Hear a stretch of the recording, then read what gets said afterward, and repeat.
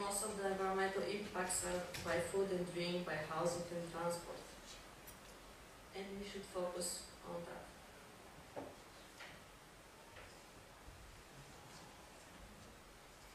You see product continuation improvement. Maybe you have noticed on your electric appliances that we have this system for labeling and making ecologically more friendly products, and you can see on your refrigerators or your washing machines, or maybe not you, but your mothers, most probably. So we would aim, the Commission aims to establish the eco design and eco label. This is the sign that was designed. We will aim to establish a minimum energy and environmental requirements for products in a systematic manner to remove poorly performing products from the market. Environmental performance benchmarks will be identifying the best products. Both minimum and benchmark levels will be reviewed periodically to ensure continuous improvement and to provide businesses with periodical regulatory environment. Also developing a product labeling system to provide EU consumers, eventually possible consumers, with information about the energy and environmental performance of products. The revised eco label will be a voluntary label, a benchmark of excellence, providing the benchmark level for best performance. This policy again is based on the full life cycle impacts of products. We should also get smarter consumption. To stimulate and promote the uptake of environmental performing products, eco-design environmental performance benchmark to link to incentives levels and other mechanisms will be explored.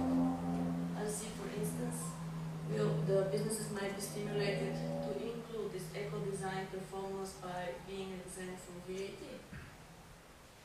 The Commission will also encourage green public procurement. This is again will be on voluntary measures, but this will act as a complement to the mandatory eco-design requirements mentioned earlier. The Commission will provide guidelines and tools for public authorities to green their procurement practices. This includes common environmental criteria, the setting of targets based on levels of best performing member states, and providing model template specifications. We should get also smarter consumption. We should work with the retailers. Commitment on specific action across supply chains, form a share of knowledge and developing of the benchmark. Then we come in waste. And waste is a hot topic in Kosovo, which needs a lot of work.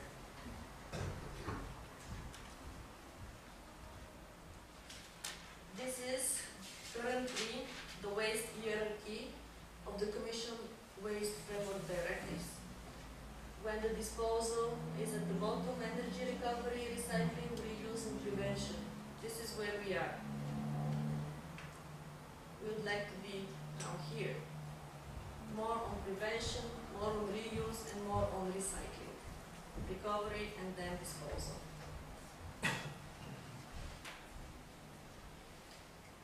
These are the targets that are set in the revised framework directives. And we are talking about at least ranging from 50 to 80% of recovery and reuse and recycling. End-of-life vehicles, I'm sure that here this will be a big business for Kosovo. Seeing all those abandoned cars. And we have the packaging, electrical, electronic equipment, batteries, waste from electric equipment, and also packaging. You see the targets which are very high, and this is not very easy to comply with. So the target effect is that landfilling diminishes, incineration also, but we increase recycling as much as possible. The European Commission has elaborated a thematic strategy on sustainable use of natural resources. The key to achieve a stable decoupling trend, three factors, actually trends are three factors, which are determined: more value, less impact, better alternatives. Decoupling means that the environmental impact should be separated from the economic growth. Having more value means creating more value while using fewer resources, less impact, reducing the overall environmental impact, and better alternatives in cleaner use cannot be achieved substitutionally currently used resources with better alternatives. So this is the main outlines, and at the end you see again that the strategy uses the life cycle thinking. This means examining environmental impacts at each stage in the life cycle of a resource. During extraction, harvesting, transport, processing, refining, the use or phase of the product made from it, and when a product or resource becomes waste at the end of its useful life. The strategy takes a time horizon for 25 years and focuses on improving our understanding of resource use, its environmental impacts, and is linked to economic growth. It develops tools to monitor and report progress. It initiates actions at different levels of governance that will help us achieve the overall goal. As you see, this is the decoupling phase, as we explained earlier. And this is more value again, more eco-efficiency, and less impact on the environment. This strategy will be actually governed, and will set up an international panel for sustainable resource management, where all the world best class experts will come together and think of a way how to better define these targets that I have mentioned earlier, as regarding metals, biofuels, water.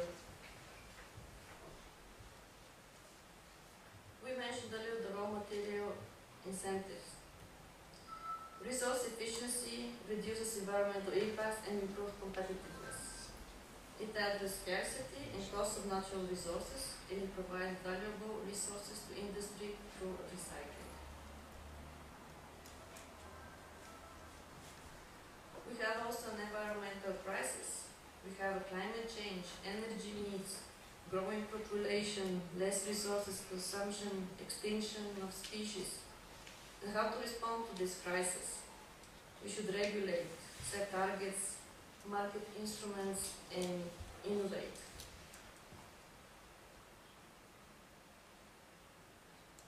I put this like a basket of indicators of impact of resources use. It's maybe not that visible, but as an overall, as we see that the intensity for human appropriation, this HNPP, for biomass is actually 1+, and then we have on the other side the land use, which is also a current issue in Kosovo, and it has a relatively stable impact on resources.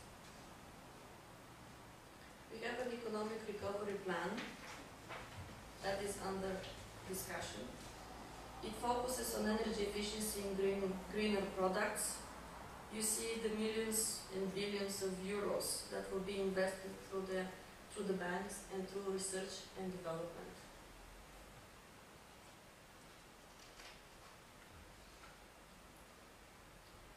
This is a graphic presenting the resource productivity versus competitiveness.